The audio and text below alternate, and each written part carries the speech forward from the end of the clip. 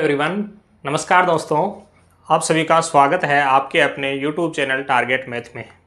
साथियों, कैसे हैं आप सभी लोग? उम्मीद करते हैं आप सभी अच्छे होंगे और अपनी तैयारी को लेकर पूर्णतया डेडिकेटेड होंगे और अच्छे से आप मेहनत कर रहे होंगे।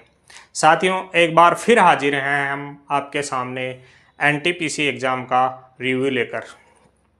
आज हम बात करेंगे 21 और 22 अगस्त को आए हुए महत्वपूर्ण गणित के क्वेश्चनों के बारे में। तो शुरू करते हैं हम अपनी क्लास और देखते हैं 21 और 22 को कैसा रहा मैथ का लेवल। पहला क्वेश्चन है हमारा डिविजिबिलिटी का क्वेश्चन है और एक संख्या हमें दी गई है 513, 28 और 32। किससे पूर्णतः विभाजित है? चार ऑप्शन इसमें दिए गए थे। एक ऑप्शन 8 था, एक ऑप्शन 7 था, एक ऑप्शन 11 था और एक ऑप्शन 13 था, एक ऑप्शन 6 भी था इसमें। तो डिविजिबिलिटी हमें देखनी होती है। संख्या हमारे पास क्या है? 513, 28 और 32। अगर हमें डिविजिबिलिटी देखनी होती है तो हम करते क्या हैं? डिविजिबिलिटी में हम 9 के पेयर बनाते हैं और उनको काटते जाते हैं। लास्ट में जो संख्या बचती है वो संख्या उसी से डिविजिबल होती है, ऐसा हमने पढ़ा है। तो हम 9 का पेयर बनाने 5, 1 6 और 3 9, हटा दो इसको। 8 और 2 10, यहाँ 9 हटा दो तो बचा कितना? 1, 3 और 2 5, 5 और 1 6। तो क्या हम ये कह सकते हैं कि ये संख्या 6 से पूर्णतया विभाजित है? अगर साथियों ऑप्शन में 2 और 3 दे दिए गए होते और 6 साथ में दे दिया गया होता और लास्ट में लिख दिया गया होता कि ऑल ऑफ द अबव, तो हमारा आंसर क्या होता? All of the above. क्योंकि जो संख्या 6 से डिविजिबल होगी वो 2 से और 3 से भी डिविजिबल होगी। अगला क्वेश्चन देखते हैं। अगला क्वेश्चन है हमारा पॉपुलेशन बेस है। किसी शहर की जनसंख्या है वो 2 लाख दे रखी है। शहर की जनसंख्या कितनी है? 2 लाख। 2 लाख जिसमें से 80,000 पुरुष हैं। पुरुष इसमें से कितने हैं? 80,000 हैं। तो जायज़ सी बात है, महिलाएं कितनी बची? 1,20,000। ये महिलाएं बच गई। और कह क्या रहा है कि 52% जनसंख्या है वो साक्षर है। तो 2 लाख की 52% कितनी होगी? 1,04,000 जनसंख्या साक्षर है। और यदि 55% पुरुष जनसंख्या साक्षर है, 55% पुरुष जनसंख्या साक्षर है, तो पुरुष हमारे पास हैं 80,000 और इसका 55% हम देखें तो 55% आता है इसका 44,000। हमारे पास शेष जो साक्षर जनसंख्या बची 1,04,000 टोटल साक्षर जनसंख्या थी, 44,000 पुरुष साक्षर है। तो क्या हमारे पास 60,000 महिलाएं साक्षर नहीं होंगी? 60,000 जनसंख्या अगर महिलाओं की साक्षर है और हमारे पास महिलाओं की कुल जनसंख्या 1,20,000 दी गई है, तो महिलाओं की साक्षरता दर 50% होगी। अगला क्वेश्चन हम देखते हैं। अगला क्वेश्चन है कि एक भोजनशाला में 150 पुरुषों के लिए 150 पुरुषों के लिए 85 दिनों के भोजन का प्रबंध था। 150 पुरुष 85 दिन तक भोजन कर सकते थे, इतना प्रबंध था। 15 दिनों के बाद 25 पुरुष छोड़कर चले गए, तो शेष भोजन शेष पुरुषों के लिए कितने दिन पर्याप्त होगा? साथियों, हमें दिया गया है कि 150 पुरुष थे और वो 85 दिन तक भोजन कर सकते थे, तो ये इतना भोजन पर्याप्त होगा। भोजनशाला में हम कह सकते हैं कि इतना भोजन था। 15 दिनों तक 150 लोगों ने भोजन किया भी, तो 15 दिनों तक 150 लोगों ने भोजन भी किया।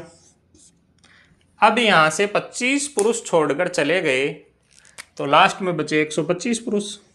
125 बच गए। बाकी का जो शेष भोजन बचा है वो इनके लिए कितने दिन पर्याप्त होगा? हमारे पास इतना भोजन था, इतना भोजन इन्होंने कर लिया। तो क्या हम ये कह सकते हैं कि 85 दिनों का भोजन था, 15 दिनों तक इन्होंने कर लिया, तो क्या 150 लोगों का 70 दिनों का भोजन बचेगा? ये नहीं कह सकते हम कि 85 दिनों के भोजन का प्रबंध था, 15 दिनों तक इन्होंने कर लिया, तो 70 दिनों का बचेगा। ये भोजन यहाँ बचा और 125 लोग इसको खाने वाले हैं, तो यहाँ से इसको काट दो, ये 5 आएगा, ये 6 आएगा और ये 14 आएगा। इसका आंसर आएगा 84 डेज। शेष 125 लोगों के लिए यह भोजन 84 डेज चलेगा। हमारा है गोले पर। गोले पर आधारित क्वेश्चन है और सिंपल सा फॉर्मूले पर आधारित क्वेश्चन पूछा गया है, जिसे हम, अगर हमें फॉर्मूला याद है तो डायरेक्ट कर सकते हैं मैक्सिमम 10 सेकंड में। कहा क्या गया है कि उस गोले का आयतन ज्ञात कीजिए जिसका व्यास 42 सेंटीमीटर है। गोले का व्यास 42 सेंटीमीटर हमें दिया गया है, तो इसकी त्रिज्या कितनी हो जाएगी? व्यास की आधी 21 सेंटीमीटर। अगर गोले की त्रिज्या r 21 सेंटीमीटर है तो हमें पूछा गया है गोले का आयतन। गोले के आयतन का सूत्र क्या होता है? 4/3 पाई r क्यूब। यह सूत्र अगर आपको याद था एग्जाम में या आने वाली शिफ्टों में हो रहा तो याद है, तो आप सीधा इस क्वेश्चन को कर सकते हैं। कैसे? कितना आएगा? 4/3 इंटू 22/7 पाई की वैल्यू इंटू r का क्यूब 21 गुणा 21 गुणा 21।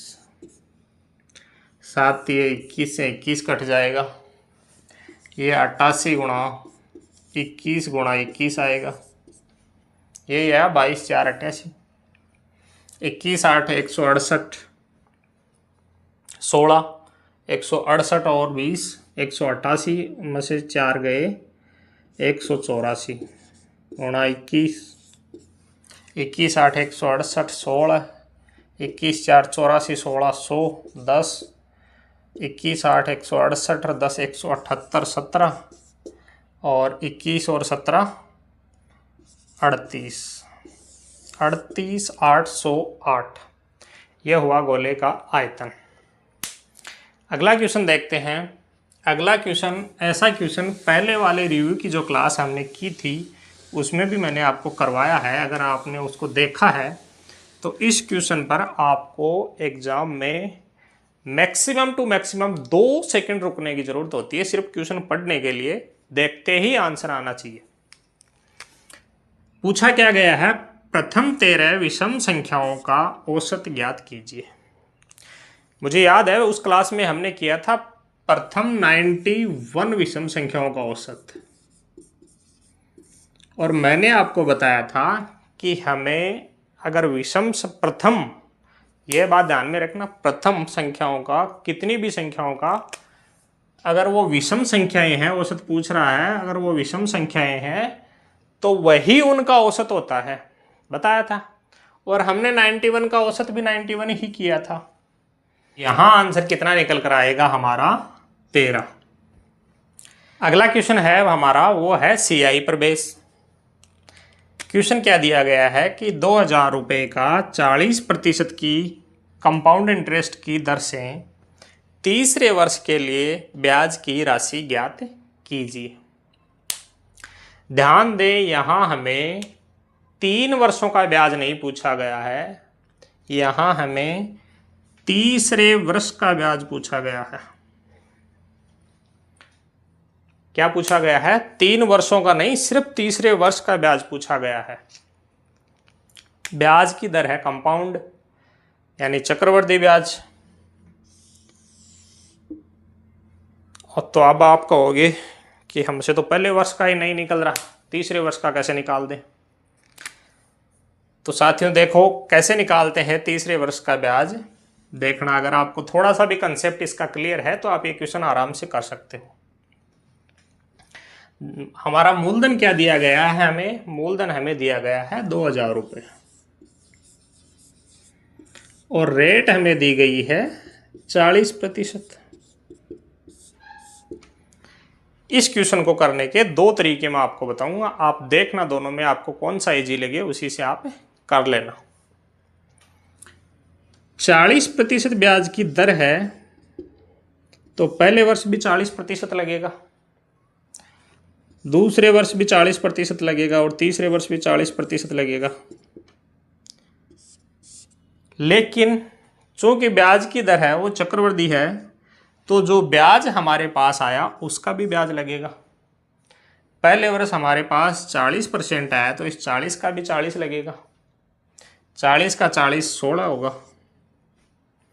दूसरे साल हमारे पास 2 वर्ष का ब्याज 80% है तो इसका भी 40 लगेगा, इसका 40 32 होगा। और ये जो 16 रुपये दूसरे साल पहले साल के ब्याज का ब्याज आया इसका भी ब्याज लगेगा, तो 16 का 40% होगा 6.4। अब हमारे सामने क्या निकल कर आया है कि पहले साल का ब्याज ये है, दूसरे साल का ब्याज ये है और तीसरे साल का ब्याज ये है। अगर हमें पहले का पूछे तो है हमारे पास आंसर है 40%, दूसरे का पूछे तो आंसर है 40 और 16 56%, तीसरे का पूछे तो 40 और 32 72 और 6 78.4%। क्या इतना क्लियर है?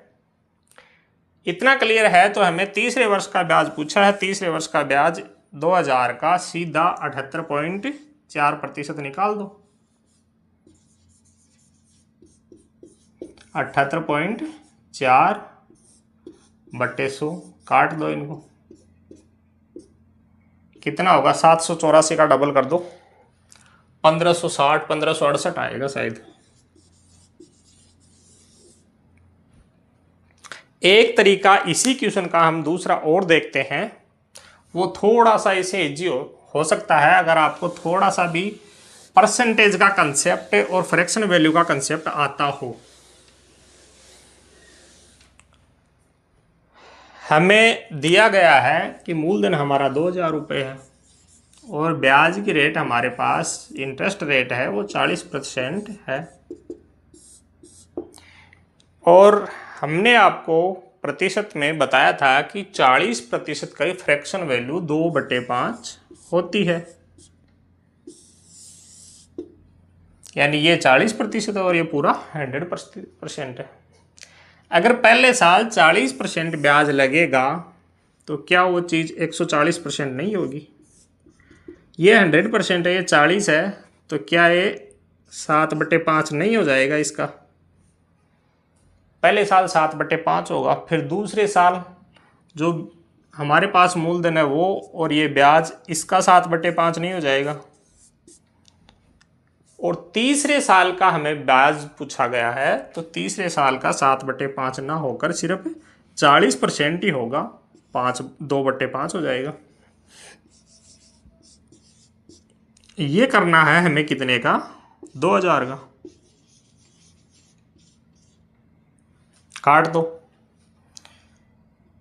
ये आ गया 25 4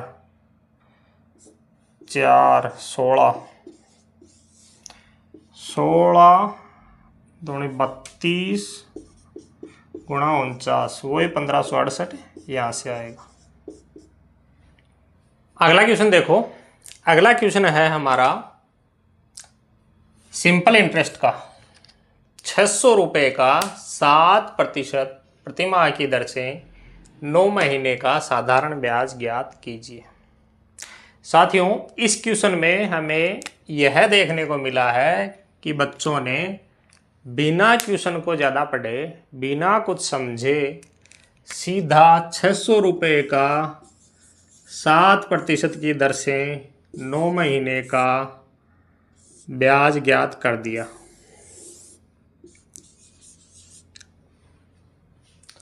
महीने की जगह और 12 लगा दिया, लेकिन क्वेश्चन को उन्होंने पढ़ा नहीं। ब्याज की दर हमें 7% वार्षिक की बजाय 7% प्रति माह दी गई है। अगर ये ब्याज की दर वार्षिक होती तो आंसर अलग आता है, और ब्याज की दर मंथली होती है यानी प्रति माह होती है तो आंसर अलग आता है। और बच्चों ने ये मिस्टेक की है, एग्जामिनर ने जो वार्षिक आने वाला ऑप्शन था वो ऑप्शन ए में डाल रखा था वो आंसर, और एग्जामिनर ने पूछा है प्रति माह है। इजी क्वेश्चन है, करने में आसान है, लेकिन गुमराह कैसे किया जाता है, स्टूडेंट से, बच्चों से गलती कैसे करवाई जाती है, ये देखने को मिला इस क्वेश्चन में। एक दो क्वेश्चन मैंने आपको पहले भी ऐसे करवाए थे जिनमें एग्जामिनर ने पहले ही ऑप्शन में वो आंसर डाला था जिसमें गलती होने की संभावना थी। यहाँ भी उसने वही किया कि 600 रुपये का 7% की दर से 9 महीने का साधारण ब्याज, लेकिन वो दर वहाँ वार्षिक ले ली उसने, वार्षिक का ऑप्शन उसने पहले डाल दिया और यहाँ इसने प्रतिमाह पूछ लिया। अगर प्रतिमाह पूछ रहा है, अगर प्रतिमाह पूछ रहा है तो हमारा क्या होगा, 9 महीने का 7% प्रतिमाह की दर से 63% हो जाएगा 600 रुपये का। कितना आ जाएगा, 18 1 36 1 37 378 रुपये, यही आएगा। अगर हम इसको वार्षिक ब्याज दर बनाएं तो इसमें 12 का भाग लगेगा, वो कितना आएगा वो भी देखते हैं, ऊपर ही देख लेते हैं कि 600 रुपये का 7/12 गुणा 9/12 और नीचे 100, ये इससे कट जाएगा, इससे 2 बार कट जाएगा, ये आएगा 63/24। सीधा फ्रैक्शन में मान था ऑप्शन ए में।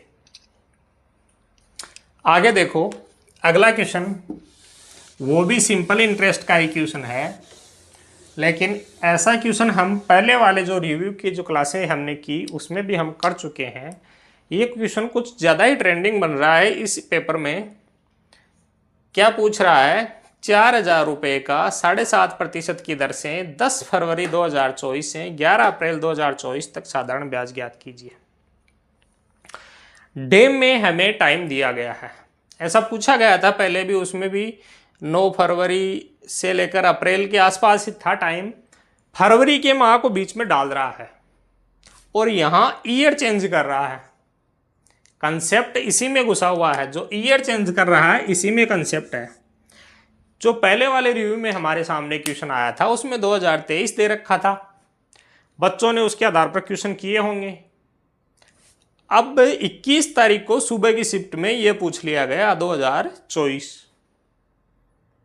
इसमें फर्क क्या होता है, हमने 2023 के बेस पर किया तो 2023 होता है वो एक नॉर्मल ईयर होता है, तो उसमें दिन होते हैं 365, और 2024 होता है वो एक लीप ईयर होता है, उसमें दिन होते हैं 366। यही एक दिन का फर्क क्रिएट कर रहा था और क्वेश्चन का आंसर नहीं आ रहा था। कुछ बच्चे यहाँ परेशान भी हुए, क्यों हुए, क्योंकि उनको याद था कि साल के दिन हमें 365 लेकर चलने हैं, लेकिन उसने 2024 पूछा, लीप ईयर पूछ लिया, तो साल के दिन 366 लेने थे। अब देखते हैं इसका आंसर कितना आएगा। हमें दिया गया है 4000 रुपये, 7.5% यानी 15/2%, 2 ये और 100 अपना सूत्र का, और 10 फरवरी से लेकर, तो फरवरी के 2024 में लीप ईयर है, फरवरी के दिन हमारे पास आए 19, मार्च के दिन बीच में आए 31 और अप्रैल के दिन आए 11। हमारे पास टोटल आए 61 दिन, 61 हमारे पास दिन आए। चूंकि लीप ईयर में 366 दिन होते हैं, इसलिए हमें यहाँ 366 करना पड़ेगा। ये इसे सीधा 6 बार कट रहा था और ये इससे 200 से 20 बार कट रहा था, और यही है ना, हाँ इतना ही है, 15 20 300/6, 300/6 बराबर 50 रुपये, ये आया था। अगला क्वेश्चन देखो, लेसेपे और मैसेपे से जुड़ा हुआ क्वेश्चन है।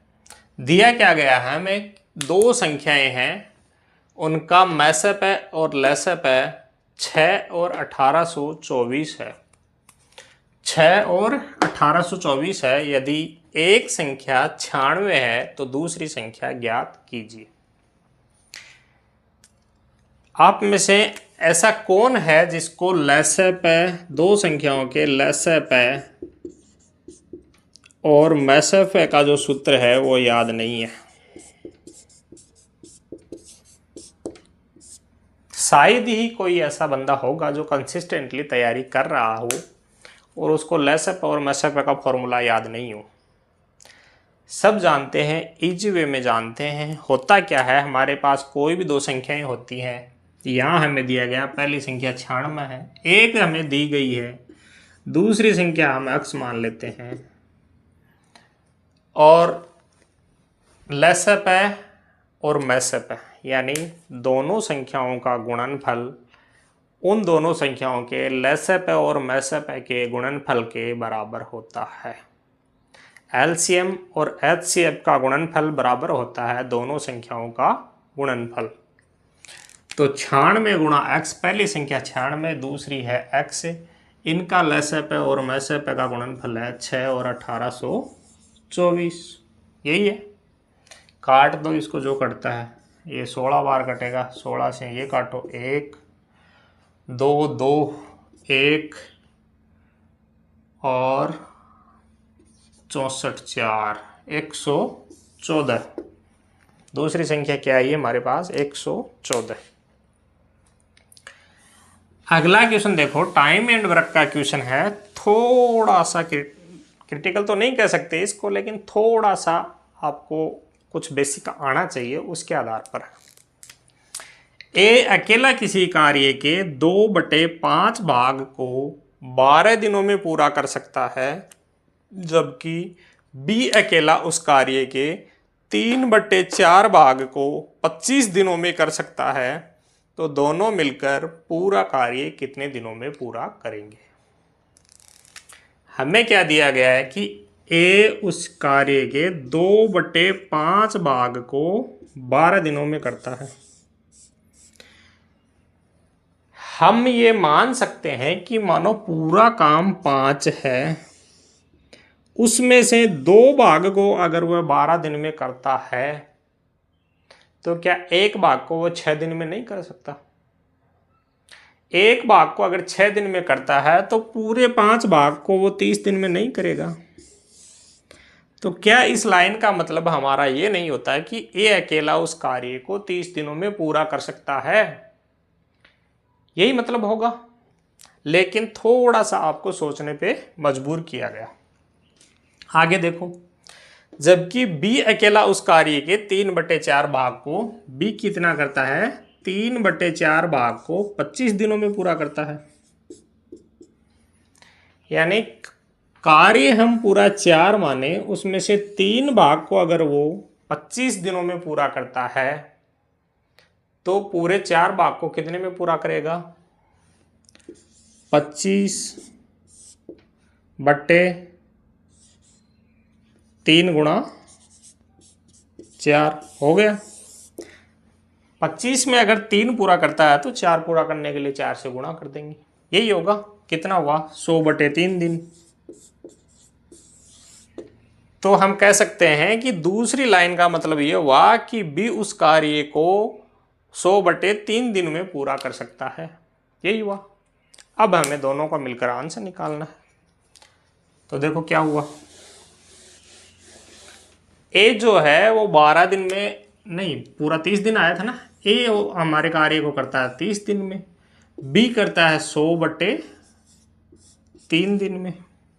पूरा कार्य दोनों मिलकर कितने दिन में करेंगे? एलसीएम ले लो।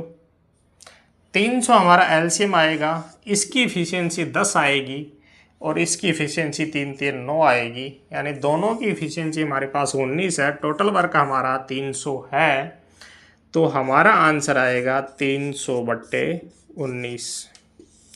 इसी रूप में एग्जाम में आंसर दिया गया था, आगे सोल्व नहीं करना है। अगला क्वेश्चन देखिए। अगला क्वेश्चन क्या दिया गया है? विक्रय मूल्य ज्ञात करो। यदि अंकित मूल्य 160 रुपये है और डिस्काउंट जो है 12% दिया गया है। बिना पेन पेपर के दिमाग में सोचकर आप इसको आसानी से कर सकते हैं। कैसे करेंगे? 160 रुपये अगर उस पर मार्क प्राइस है, अगर हम 12% की छूट दे रहे हैं, 12% की छूट दे रहे हैं, तो बचेगा वो मूल्य हमारा विक्रय मूल्य हो जाएगा, बचेगा क्या? 88%। काट दो, 16 8 128, 12 16 8 128, 140.8। अगला क्वेश्चन देखो, इसमें भी एग्जामिनर ने बच्चों के साथ थोड़ा सा खिलवाड़ किया है और कुछ बच्चे उसमें फंसे भी हैं और कुछ बच्चे आराम से अपना आंसर निकालकर सही क्वेश्चन को पढ़कर आंसर निकाला है और सही आंसर को टिक किया है। कैसे? पूछ क्या रहा है कि किसी संख्या के 3/5 के 7/17 का 2/5 भाग 84 है, तो संख्या का 40% ज्ञात कीजिए। क्या बोला? कोई संख्या है अक्ष से, उसका 3/5 भाग 7/17 भाग का 2/5 भाग कितना है? 84। ये आया। अब इसमें काट पीट कर अक्ष की वैल्यू आएगी, वो हमारी संख्या आ जाएगी और बाकी जो बचेगा वो आगे का क्वेश्चन बाद में करेंगे। क्या है? 7 × 21 दूनी 42, 42 दूनी 84, 17 5 85 गुणा 10, 85 गुणा 10, अक्ष की वैल्यू हमारे पास आई 850। एग्ज़ाम में बच्चे जल्दबाजी में होते हैं और वो क्वेश्चन को ढंग से नहीं पढ़ते, ऐसा कई बार होता है। इस क्वेश्चन में भी एग्जामिनर ने वही किया। यहाँ हमारे पास अक्ष की वैल्यू निकल कर आ रही थी 850। एग्जामिनर ने ये पहला ही ऑप्शन डाला था 850 और कई बच्चों ने बाई मिस्टेक क्वेश्चन को पूरा ना पढ़कर इसे टिक भी किया। अब हम क्वेश्चन पूरा पढ़ते हैं तो पूछा क्या गया है, तो संख्या का 40% ज्ञात कीजिए। ये हमारे पास संख्या निकल कर आई, इसका 40% होता है 2/5, ये इससे कटेगा 17 बार, इसका 40% आया 340। तो क्वेश्चन को पूरा पढ़े। अगला क्वेश्चन देखो, अगला क्वेश्चन है एक वर्ग की परिधि 64 सेंटीमीटर है, तो इसका क्षेत्रफल ज्ञात कीजिए। बिना पेन पेपर के क्वेश्चन देखकर आप कर सकते हो। कितना होगा? वर्ग की परिधि 64 सेंटीमीटर है, तो वर्ग की भुजा होगी 16 और 16 का अगर हम स्क्वायर कर देंगे तो इसका क्षेत्रफल पूछा ना, क्षेत्रफल हो जाएगा। अगला क्वेश्चन देखो, दो संख्याओं का गुणनफल 630 है, यदि एक संख्या 18 है तो दूसरी संख्या क्या होगी? इसको भी आप बिना पेन पेपर के क्वेश्चन देखकर कर सकते हो। कैसे करोगे? 18 3 54, यही तो होगा गुणनफल। ये एक संख्या ये है तो इसका भाग दे देंगे, दूसरी संख्या आ जाएगी। 18 3 54 और 9 0 18 5 90, 35 इसका आंसर हो जाएगा। आगे देखते हैं। अगला क्वेश्चन देखो, इलेक्शन बेस्ड क्वेश्चन है। एक चुनाव में 2 उम्मीदवारों ने चुनाव लड़ा। 80% मतदाताओं ने मत डाला, जिनमें से 5% अवैध पाए गए। विजयी उम्मीदवार को 70% मत मिले और वह 36,480 मतों से जीता, तो चुनाव में कुल मतदाता ज्ञात कीजिए। उम्मीदवार नहीं है, मतदाता। मतदाता ज्ञात कीजिए।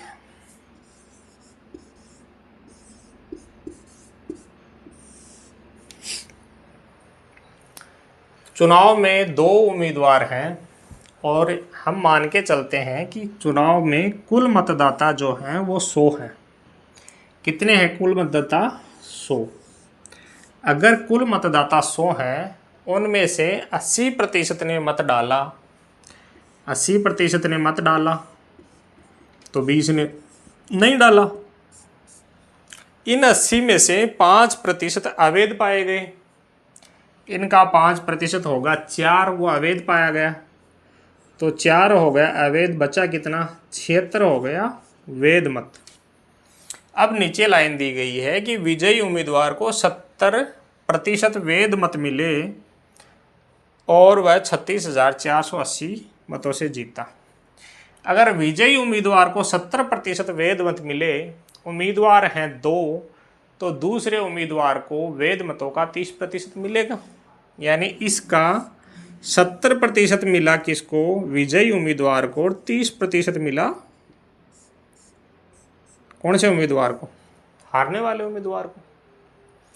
इनके बीच का जो अंतर है वही तो इसके जीत का अंतर होगा, वो है 40%। किसका 40%, 76 का 40%। जो 76% है उसका 40%, यही तो होगा। तो 76% का, यानी कोई संख्या हमारे पास थी, यानी कुल मत उसका 76% का 40% का मान हमें दिया गया है। कितना दिया गया है, 36,480। यहाँ से हमें कुल उम्मीदवार कुल मतदाता प्राप्त हो जाएंगे। कैसे होंगे, काटो इसको, एक 19 से कट जाएगा कि 19 4 76, 19 और ये कटेगा 4 से कटेगा 9 0 नहीं 9 1 2 912, 76 एक बार 76 12 और 4 0, 1,20,000 आया। एक तरीका इसका और देखते हैं, वो तरीका क्या होगा। उस तरीके में हम देखो, हम मानते हैं कि हमें कुल मतदाता हमारे जो हैं वो अक्स हैं, उसका 80% वोट पड़ा, उसमें से विजयी उम्मीदवार को 70% वोट मिले और इतने मतों से जीता, तो मतलब वो इसका 40% से वो जीता, यही तो हुआ। तो इसका पहले तो वैध निकाल लो, वैध कितना हुआ 95%, भाई 5% अवैध हो गया तो 95 वैध हो गया। अब इसका 40% निकालेंगे, यही हमें दिया गया है, कितना दिया गया है 36,480। इसको भी सोल्व कर लो, वही 1,20,000 इसका आंसर आएगा। काट लेना, कट जाएंगे सब, 0 से 0, 0 से 0, ये 4 0 इधर आ जाएंगे, ये 8 से काट दो और फिर ये 19 से काट देना, आ जाएगा। ठीक है, अगला क्वेश्चन देखते हैं। अगला क्वेश्चन देखो, अगला क्वेश्चन है द्विघात समीकरण का क्वेश्चन। साथियों, द्विघात समीकरण पे इस एग्ज़ाम में अच्छे क्वेश्चन पूछे जा रहे हैं। स्टूडेंट्स को, बच्चों को गुमराह करने वाले क्वेश्चन पूछे जा रहे हैं। अगर आपको थोड़ी सी भी द्विघात समीकरण में प्रॉब्लम है तो डिस्क्रिप्शन बॉक्स में हम आपको लिंक दे देंगे। हमने द्विघात समीकरण पर लगभग 10 मिनट की एक क्लास की है, उसमें द्विघात समीकरण को डिटेल से बताया है और समझाया है। द्विघात समीकरण की प्रॉपर्टीज़ बताई हैं, जितना डिटेल पूछा जा सकता है उतना हमने बताया है। आप वो क्लास देखें, उसके बाद में आपको द्विघात समीकरण में कोई परेशानी नहीं रहेगी। यहाँ देखो हमें क्या दिया गया है, हमें कोई इक्वेशन दी गई है और हमें बोला गया है कि इस इक्वेशन के मूल बराबर हैं, तो हमें m का मान ज्ञात करना है। इक्वेशन क्या है, 4 + m x² plus m + 1 x + 1 = 0। साथियों, हमने आपको बताया था कि द्विघात समीकरण का जो स्टैंडर्ड फॉर्म होता है वो होता है ax² + bx + c = 0। ये द्विघात समीकरण का स्टैंडर्ड फॉर्म है। अगर द्विघात समीकरण इस फॉर्म में नहीं है, उसके स्टेप हैं वो आगे पीछे हैं, तो उसको इस फॉर्म में रखना होता है, तभी वो द्विघात समीकरण बनती है और तभी हम उसको सही तरीके से सोल्व कर सकते हैं, वरना वो गलत हो जाएगी। यहाँ हमें देखो एक्स स्क्वायर का गुणांक पहले दे रखा है, एक्स का बाद में दे रखा है, अचर वो चर है वो बाद में दे रखा है अचर। तो ये स्टैंडर्ड फॉर्म में है और हमें दिया गया है कि इसके मूल बराबर हैं। साथियों उस क्लास में हमने आपको ये बताया था और आपको ये पता होना चाहिए कि अगर किसी द्विघात समीकरण के मूल बराबर होते हैं तो वो किस स्थिति में होते हैं। किसी भी द्विघात समीकरण के मूल बराबर होंगे तो उसका जो डिस्क्रिमिनेंट होता है उसकी वैल्यू 0 होती है। डिस्क्रिमिनेंट यानी विवेचक। डिस्क्रिमिनेंट का मान क्या होता है, बी स्क्वायर माइनस 4ac, ये 0 के बराबर होता है, या इसको इसकी इधर ले आओ, बी स्क्वायर बराबर 4ac होता है। यहाँ मूल बराबर दिए गए हैं तो इसके बी स्क्वायर है वो 4ac के बराबर होगा। निकालो बी स्क्वायर, m+1 बी की जगह है तो m+1 का होल स्क्वायर बराबर होगा 4ac के 4, ए की जगह दिया गया 4 + m, सी की जगह 1 दिया गया है, इसकी कोई वैल्यू नहीं है। एक का गुणा करो या ना करो, एक का भाग दो या ना दो, कोई वैल्यू नहीं। इसको सोल्व करो, m² + 2m+1 = 16 + 4m। सोल्व कर लो इसको, m² - 2m - 15 = 0। ये हमारे पास द्विघात समीकरण आए। अब ये जो द्विघात समीकरण आया है दूसरा, वो m के चर में है, तो हमें यहाँ से हम इसके जो मूल निकालेंगे वही m का मान होगा। कैसे निकालेंगे, हमने क्या किया था, कोई भी द्विघात समीकरण को सोल्व करने के लिए हम क्या करते थे, a और c का गुणनफल करते थे। a की जगह यहाँ 1 है और c की जगह -15 है, तो हमारे पास गुणनफल आया -15। -15 आया और -2 हमारे पास b की जगह है, b की वैल्यू है, तो -2 के ऐसे टुकड़े करो जिनको जोड़ने घटाने पर वो -2 बचे और उनको मल्टीप्लाई करने पर -15 आ जाए। कितना होगा, -5 और +3 नहीं होगा क्या? -5 और +3 अगर इसके टुकड़े होंगे तो इसके साइन चेंज करने पर +5 और -3 इसके m की वैल्यू नहीं होगी क्या? ये इसके मूल होंगे और इसके मूल ही m की वैल्यू होगी। अगला क्वेश्चन देखते हैं। अगला क्वेश्चन क्या है, अगला क्वेश्चन है 5 व्यक्तियों की औसत आयु वर्षों में 20 वर्ष, 30, 35, 40 और 45 वर्ष है, तो उनकी औसत आयु ज्ञात कीजिए। कुछ नहीं है क्वेश्चन में, सिर्फ एवरेज पूछा गया है, आंकड़े में दिए गए, इनको जोड़कर 5 है ना, तो 5 का भाग दे दो। कितना होगा, 20, 30, 50, 40, 90 और 40, 30, 70 और 80, 90, 80, 170/5। 170/5 कितना होगा, 5, 3, 15, 2, 0, 4, 34 साल, 34 ईयर। अगला क्या है, 7 और 63 का तृतीय अनुपाती ज्ञात कीजिए। साथियों एक बार हम फिर आपको रिकमेंड करेंगे कि प्रथमानुपाती, मध्यानुपाती, तृतीयानुपाती और चतुर्थानुपाती यानी रेशियो और प्रोपोर्शन में अगर आपको कोई भी दिक्कत है या फिर आपको ये नहीं निकालना आ रहा है, तो हम आपको ये बता दें कि इस एग्ज़ाम में ऐसे क्वेश्चन हर शिफ्ट में 1 से 2 क्वेश्चन तो डेफिनेट पूछे जा रहे हैं। उसमें वो चाहे प्रथमानुपाती पूछ ले, चाहे द्वितीयानुपाती पूछ ले, या मध्यानुपाती, या तृतीयानुपाती, या चतुर्थानुपाती। तो अगर आपको इसमें थोड़ी सी भी दिक्कत है तो हम आपको रिकमेंड करेंगे, हमने रेशियो और प्रोपोर्शन पर 6-7 मिनट की एक छोटी सी क्लास की है और उसमें इसको डिटेल से समझाया है, और वो क्लास देखने के बाद हमें पूरा विश्वास है कि आपको इसमें कोई डाउट नहीं रहेगा, आप ये क्वेश्चन आराम से सोल्व कर सकते हैं। तो देखिए तृतीयानुपाती कैसे ज्ञात करते हैं हम। तृतीयानुपाती ज्ञात करने के लिए हमारे पास स्टेप क्या होते हैं, ए अनुपात बी समानुपात सी अनुपात डी, यही होता है। ए की जगह हमें दिया गया 7, बी की जगह दिया गया है 63, सी की जगह दिया गया है 63 और डी हमें ज्ञात करना है, यही तो होता है तृतीयानुपाती।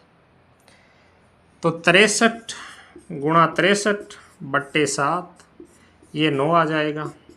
9 30 27, 2 54 और 2 56, 567। या फिर तृतीयानुपाती का सीधा सूत्र होता है बी स्क्वायर अपॉन ए, ज्ञात कर लो 63 अपॉन 7, वही आएगा। आगे देखते हैं।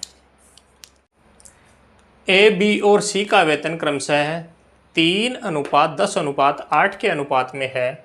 यदि उनके वेतन में क्रमशः 10%, 60% और 20% की वृद्धि की जाए तो वेतन का नया अनुपात ज्ञात कीजिए।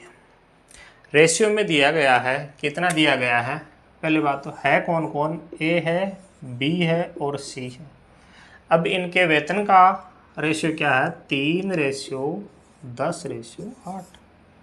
3, 10 और 8 के अनुपात में दिया गया है और इनमें वृद्धि हो रही है, यहाँ हो रही है 10%, यहाँ हो रही है 60% और यहाँ हो रही है 20%, यही तो है।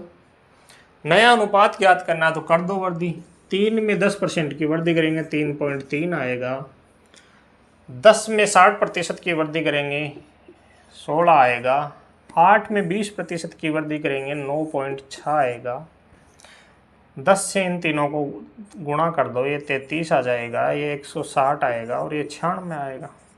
ये नया रेशियो आ गया, यही आएगा। अगला क्वेश्चन देखो। अगला क्वेश्चन है 5 संख्याओं का योग हमें दिया गया है, कितना है 655। ये पांचों संख्याओं का योग दिया गया है।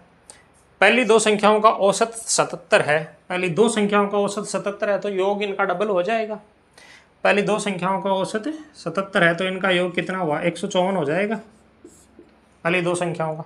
तीसरी संख्या 129 है, तीसरी संख्या 129 है। लास्ट की 2 संख्याओं का योग आ जाएगा 9 और 4 13, 1 7 और 1 8 और 283, इसमें से घटा दो 283, 2 आएगा, 15 में से 7 आएगा और ये 5 में से 2 3, 372। 372 में अगर हम 2 का भाग दे देंगे, लास्ट की दोनों संख्याओं का एवरेज आ जाएगा। 2 का भाग दे दो, जितना आता है वो आ जाएगा। 1 17 8 और 6 186। कैसे लगी आज की क्लास साथियों? हम आपके लिए एग्ज़ाम के जो जेन्युइन क्वेश्चन है वो लेकर आए हैं। एग्ज़ाम में जो आए हैं, ये नहीं कि कहीं से भी उठाकर बोल दिया कि ये आरआरबी एनटीपीसी का रिव्यू है, नहीं। थोड़ा टाइम हमें लगता है लेकिन हम जेन्युइन क्वेश्चन लेके आते हैं, बच्चों से जुड़ते हैं, बच्चों से पूछते हैं, उनकी दिक्कतें पूछते हैं, उसके बाद में आपके लिए ये क्वेश्चन लेकर आते हैं। इस रिव्यू के आधार पर आप अपनी तैयारी जारी रखिए। जिनका भी पेपर बचा हुआ है और जिनका पेपर हो गया वो भी इसको एक बार ज़रूर देखें, क्योंकि उनको ये पता चलेगा कि ये क्वेश्चन जेन्युइन है या नहीं। दूसरी बात, उनको ये पता चलेगा कि हमारे अंदर कहाँ कमी रही, हमारा कोई क्वेश्चन छूटा तो क्यों छूटा। ये सब जानने के लिए आप इन क्लासों को देखिए और समझिए, अपनी तैयारी जारी रखिए। उम्मीद करते हैं आप ऐसा करेंगे। कहीं 2-3 जो नए टॉपिक पूछे जा रहे हैं, जैसे रेशो एंड प्रोपोर्शन का पूछा जा रहा है, क्वाड्रेटिक इक्वेशन का पूछा जा रहा है, ऐसे जो क्वेश्चन है, एक स्टैटिक्स का वो जो है ना बहुलक, माध्य माध्यिका और बहुलक, वो पूछा जा रहा है स्टैटिक्स का। तो ऐसे कुछ नई क्लासें भी हमने डाल रखी हैं, उनमें आपको कहीं भी दिक्कत आती है आप वो देखिए, आराम से हमारे चैनल को विजिट कीजिए, देखिए और समझिए क्या दिक्कत आ रही है और आप क्या सुधार कर सकते हैं। ठीक है, ये हम आपके लिए 21 और 22 अगस्त का रिव्यू लेकर आए। आगे हम और भी लेकर आएंगे, आप इनको देखिए। और आपको ये थोड़ा भी पसंद आ रहा है, ये सीरीज़ अच्छी लग रही है, तो आप इसको लाइक कीजिए, शेयर कीजिए और हमारे चैनल को सब्सक्राइब कीजिए अगर नहीं किया है तो, और आनंद लीजिए पढ़ाई का। धन्यवाद।